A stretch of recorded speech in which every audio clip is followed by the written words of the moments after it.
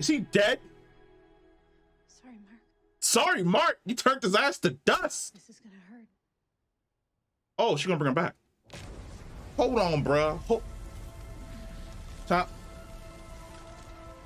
out. Time out. Time out. Time out. What's her skill set here? Like, Caitlyn just had regular. She didn't really have them. Frost just had regular ice powers.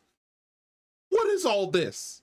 Like, she can talk to plants and feel volcanoes on the opposite side of the universe and on the opposite side of the planet. And she's connected to all life on the entire planet. She's basically God. I bet money that they're gonna be like, oh, she's a god. Like, I'm telling you, I'm betting money right now that they're gonna say, oh, you know, during her last little experiment, she became like a goddess or something along those lines.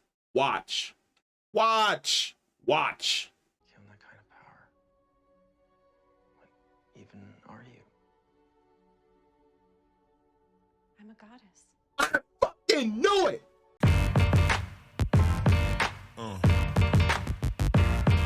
Yeah. Yeah. Yo. This is the first time in a long time that I can say that I sat down and I enjoyed an episode of The Flash that had minimal Barry Allen. Like, usually the episodes that Barry's gone for like 95% of the episode, then he shows up in like the last 3 minutes. I absolutely hate those episodes across the board, because usually the characters that we're left with are some of the most annoying characters on the face of the planet. However, we got some intrigue this episode. Like, I love a good mystery.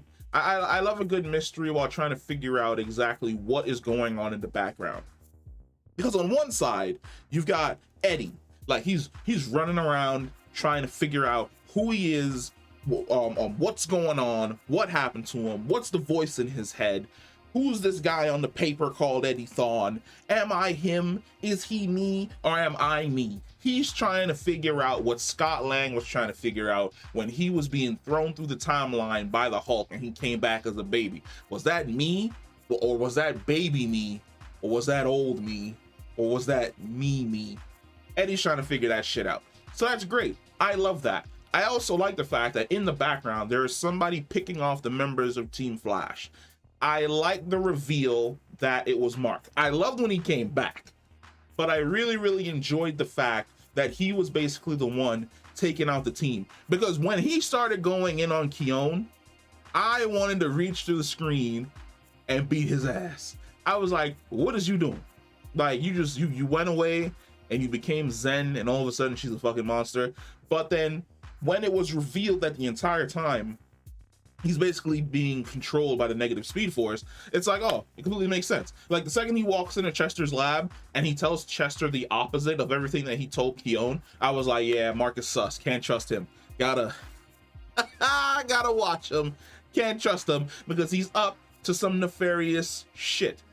And then it's revealed that he's basically the current Speed Force avatar. No one knows where Barry is. They have Iris basically in a bunker because she's pregnant. She starts going through with freaking contractions. The Speed Force itself shows up, but the Speed Force is like, look, I can't really be here because while I'm here talking to you, I'm also on like the cosmic plane fighting the negative Speed Force. So it's like two cosmic entities in their own reality are clashing with one another, but they both have a piece of themselves that they've basically shunted off into the Arrowverse proper to run around, whereas the Speed Force is trying to prevent, the negative Speed Force is trying to cause. Love it. I love it. I love the fact that every time somebody tries to reach for that stupid crystal, it just warps away somewhere else. I like the fact that the negative Speed Force is like, you know what? Eobard Thawne was such a horrible idea that I have an even worse idea that's slightly better than my most previous idea, in the form of like, it's basically setting up Eddie to basically be the villain, because we see like the lightning strike the grave towards the end where he opens up the coffin and there's no body inside because they buried an empty casket. Which, how is that going to play out for the police? Because for the police, like the captain said, she was friends with Eddie. She was a rookie when he was basically on the force. She looked up to him.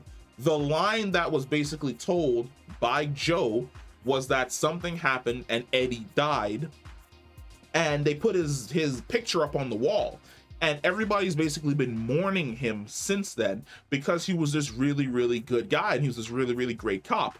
What is the outcome now that the captain now knows that not only did Joe lie, not only did Singh lie, but the Flash also lied in regard to Eddie's death? Is that going to change the way that CCPD looks at the Flash, looks at Captain Singh, looks at Joe? Are they going to be looking at them completely different ways? Like, well, we can't trust these fucking guys because one of our own died in the line of duty. They didn't tell us the truth. They buried an empty casket, and here he is again. What happened to him? Give us some answers. I love that type of shit. I love that type of intrigue happening in the background while you're trying to figure stuff out.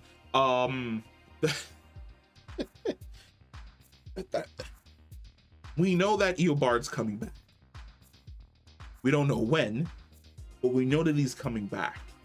But so far, I've been digging both young Eobard so much because of Matt, but then also digging what they're basically setting up with Cobalt Blue, that I really don't want them to bring back Tom Cavanaugh's Reverse Flash. I'm like, no. At this point, it'd be nice to see Tom Cavanaugh as a Wells, since we know he's coming back. I'd prefer to see him as a Wells, like it's like, hey, I'm like the new Wells for like this universe, or it's like a Wells pops up in this universe. But knowing that he's coming back with the Reverse Flash, I'm like, do we need him? Do we need him when we're setting up such a great villain in the form of Eddie? Also, the complete breakdown that he has at the cemetery, where he's like laughing like an absolute maniacal maniac. Fucking love it. Mwah, chef's kiss. Cherry on top. It's fucking great. These last few episodes have been real, really good. Like, there's a part of me that's like, yo, we are lucky.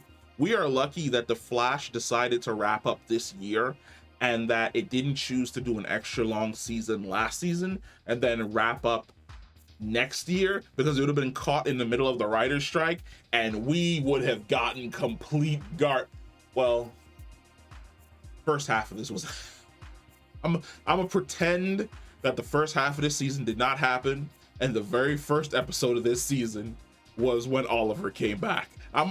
That's look. That's just how it's gonna have to be. But let me know what you thought about the Flash. Did you enjoy it? Did you not? Comment below, and I will catch you in the next one. Peace.